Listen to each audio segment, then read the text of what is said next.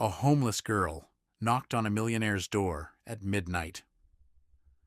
What he discovered the next morning changed everything. The rain had been falling over Chicago for almost 3 hours. At exactly 12:17 a.m., a young woman walked barefoot along a quiet suburban street, holding a small backpack against her chest. She was soaked. She was exhausted, and she had nowhere left to go. Then she saw a large house at the end of the street. Warm lights glowed through the windows. She stood at the gate for several seconds, wondering whether she should turn around. But the cold was becoming unbearable. Finally, she walked toward the front door. She raised her trembling hand and knocked. Inside the house, 62-year-old Daniel Carter was sitting alone in his living room. Daniel was a successful businessman who owned several construction companies across Illinois. He had money. He had a beautiful home. He had everything people dreamed about. Everything except a family. His wife had died 8 years earlier. His only daughter, Emily, had disappeared from his life after a painful argument 5 years ago. Since then, Daniel had learned how to live alone. At 12:17 a.m., he heard the knock. He frowned.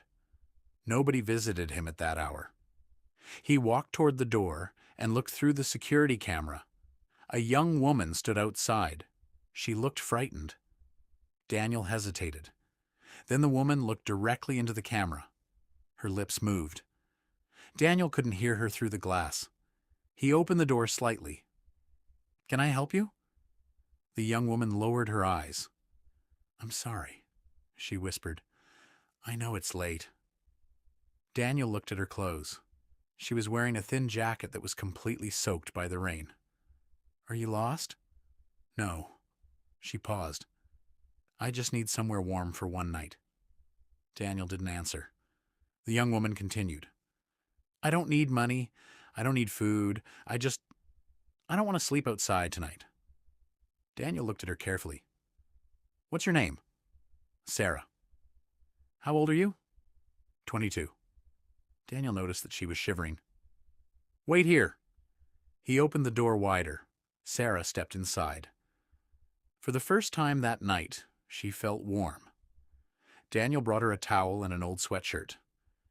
"You can sit there." Sarah nodded. "Thank you." Daniel went into the kitchen and prepared a bowl of hot soup.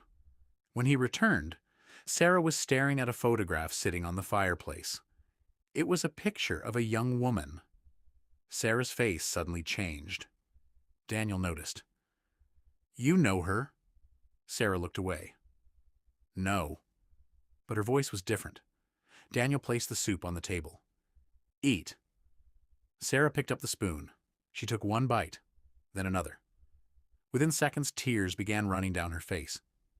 Daniel sat across from her. "When was the last time you ate?" Sarah wiped her eyes. "Yesterday morning?" Daniel looked stunned. "Why?" Sarah didn't answer. Instead, she reached into her backpack. She pulled out a small envelope. "I came here because of this."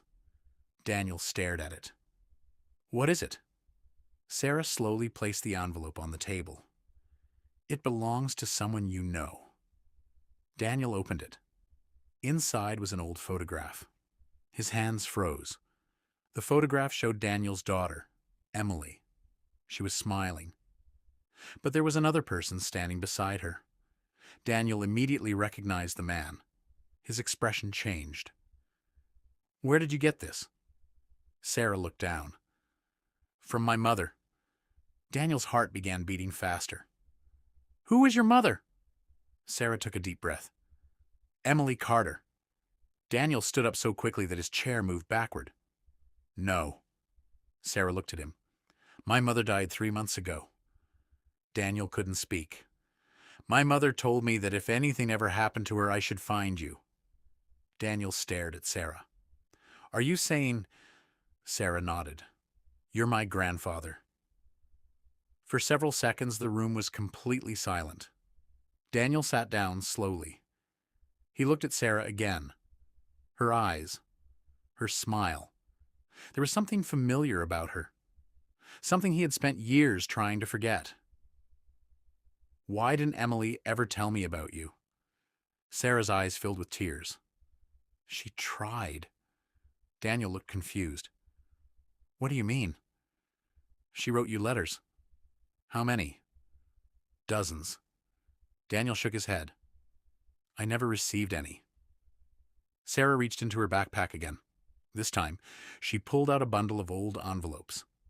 She placed them on the table. Every envelope had Daniel's name on it, but none had ever been opened. Daniel stared at them. Where did you get these? My mother kept them. Daniel picked up the first letter. The handwriting was unmistakable. Emily, his daughter. His hands began shaking. He opened the letter. Dad, I know you're angry with me. I know you think I ruined everything. But I never stopped loving you.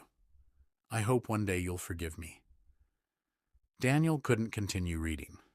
He closed his eyes. For 5 years, he had believed